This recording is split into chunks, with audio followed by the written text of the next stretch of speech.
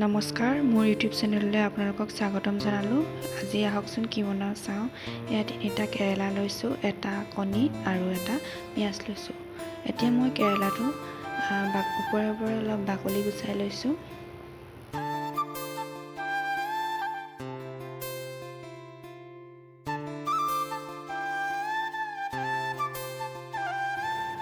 বাকলি গুচোৱাৰ পাছত এয়া কেৰেলাটো মাজতে দুফাল কৰি ইয়াত থকা গুটিবোৰ আঁতৰাই লৈছোঁ।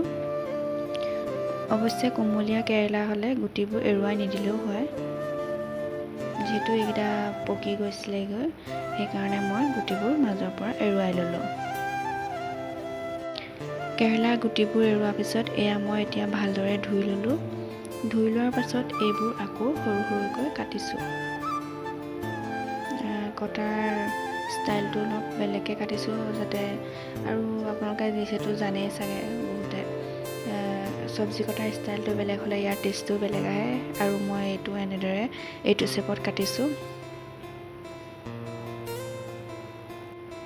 এইবাৰ এখন কেৰাহী গৰম হ'বলৈ দি ইয়াতে অলপ তেল দিছোঁ, আৰু তেলবোৰ গৰম হওঁতে এয়া মই পিঁয়াজ দি দিছোঁ।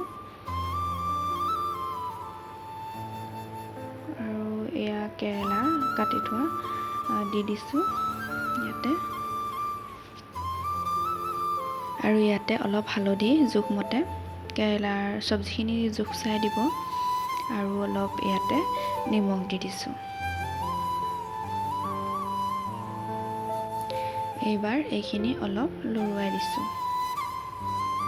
নৰ্মেল যেনেকৈ আপোনালোকে চব্জি বনায় তেনেদৰে চব্জিখন বনাই লৈছোঁ।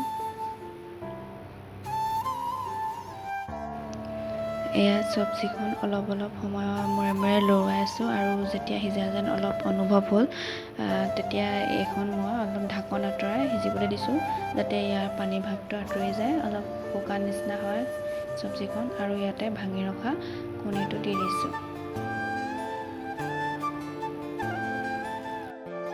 আৰু এয়া লৰুৱাই দিছোঁ।